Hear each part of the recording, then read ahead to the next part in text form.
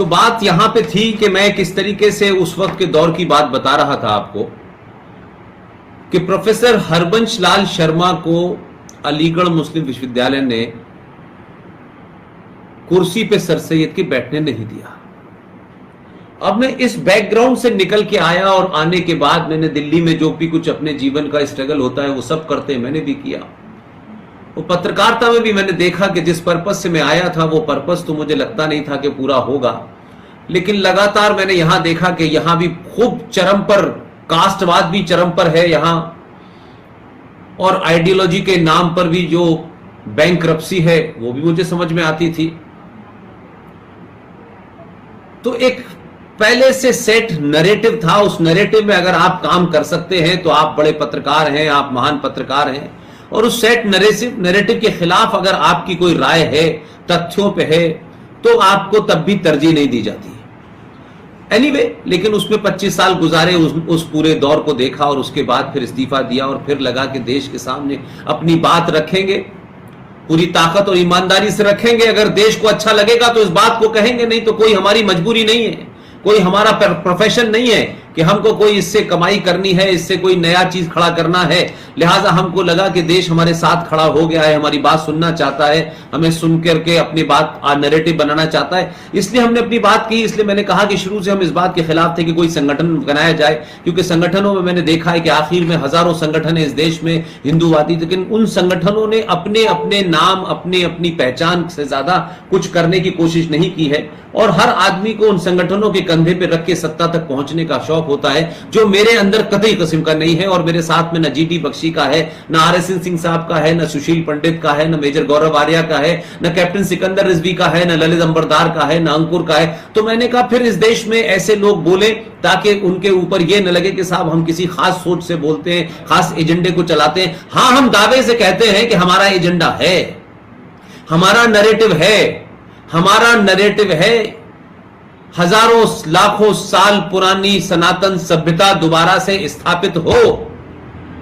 सनातन स्थापित हो, भारतवर्ष के गद्दार मारे जाएं, वो गद्दार किसी मुखौटे, किसी मजहब के अंदर हो, उनका सफाया हो। भारत के संविधान से चलेगा, भारत किसी किताब से नहीं चलेगा, भारत भीड़ तंत्र के सामने नहीं झुकेगा।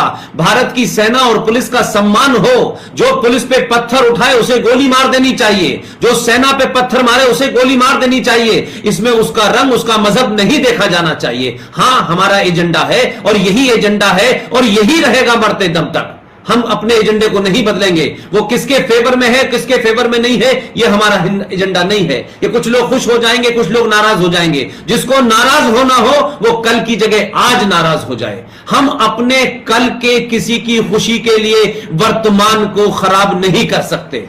हमारे 70 सालों में इस देश के अंदर कुछ लोगों को खुश करने के लिए, कुछ लोगों का भरोसा पाने के लिए आपने इस देश की धरती के 2 टुकड़े कर दिए। आपने इस देश के अंदर, संविधान के अंदर गैर कानूनी धाराएं बना के रख दी। आपने इस देश के समाज को इंफिनिटी कॉम्प्लेक्स में लाके रख दिया। और क्यों? कि उनकी गिनती ज्यादा है। अगर अक्लमंद, पढ़े लिखे, शांति प्रिय देश और शांति चाहने वाले लोगों की गिनती ज्यादा है तो क्या बुराई है? हम शांति चाहते हैं, हम रूल ऑफ लॉ चाहते हैं।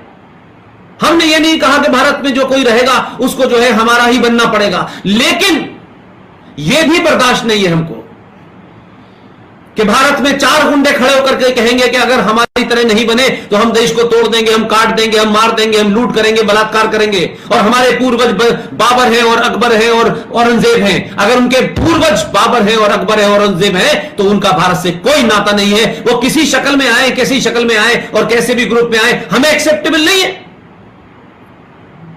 यह मुल्क मजहब के नाम पे बना था, तो जब मजहब के नाम पे बना था तो मजहब के हिसाब से बंटवारा होना चाहिए था। फिर यह झूठ हमारे पूर्वजों ने क्यों बोला? इसलिए मैं कहता हूं कि सच बोलो, सच कितना भी कड़वा हो, कम से कम राष्ट्र के प्रति और राष्ट्रीय मुद्दों पर सच बोलने की हिम्मत होनी चाहिए।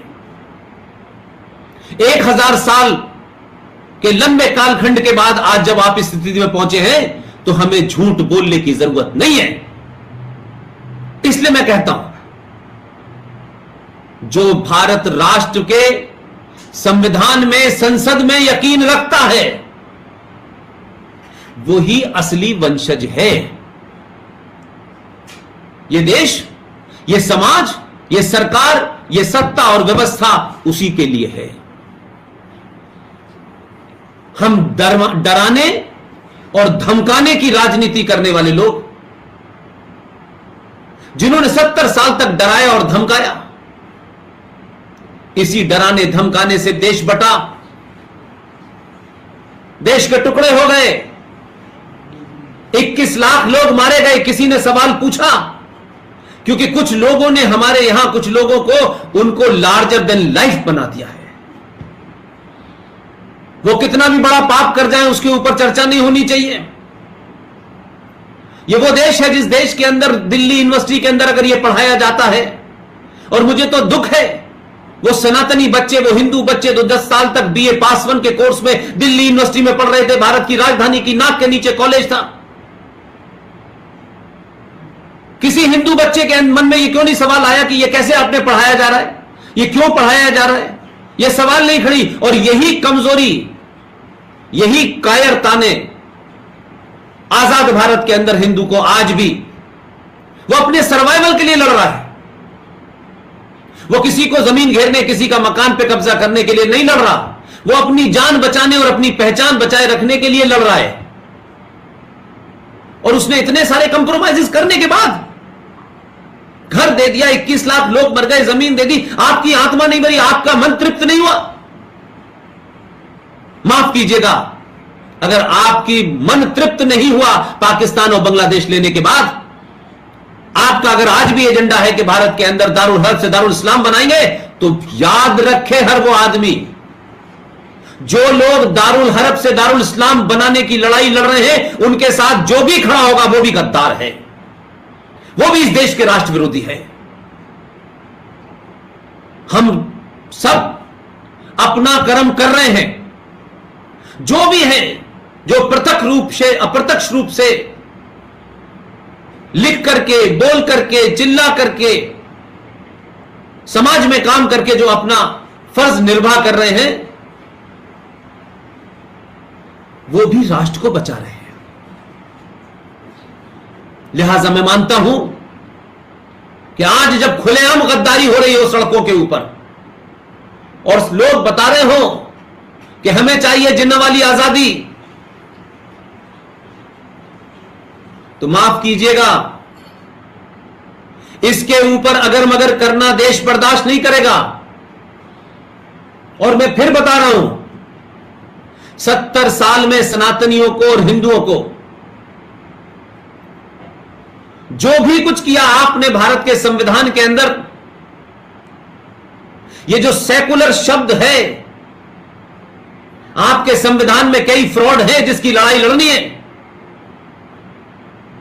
उन फ्रॉड में ही यह निहत है कि आप मुसलमानों से कहते हैं कि आप 1947 के बाद भी जैसे थे वैसे ही रहिए, लेकिन सेकुलरिज्म का झूठ और मक्कारी की ये जो दवा है, ये शुद्ध रूप से हिंदुओं को पिलाई गई कि हिंदू कभी अपने अस्तित्व, अपनी पहचान, अपनी असीमता की लड़ाई न लड़े, और हर चौराहे, हर गली, सोते जागते, चलते फिरते, खाते पीते, हर वक्त अपने आप को सेकुलर साबित करने का उसको एक सर्टिफिकेट देना है। हम सेकुलर हैं।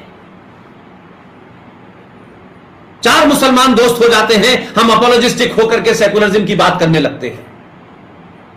यह सेकुलरिज्म शब्द आया कहां से? पहले तो देश के तमाम पाखंडी लोग यह बताएं कि सेकुलर है क्या, इसकी उत्पत्ति कहां से हुई, भारत में कैसे आया।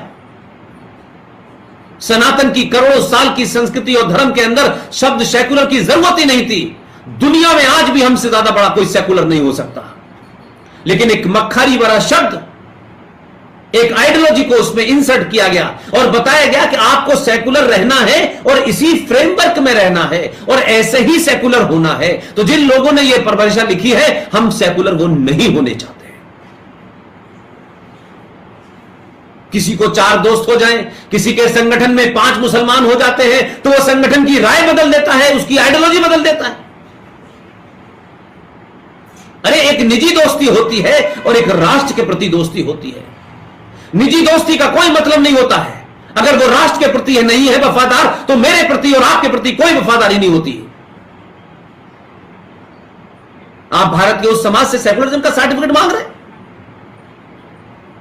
जिसने आपको संतुष्ट करने के लिए सब कुछ दे दिया।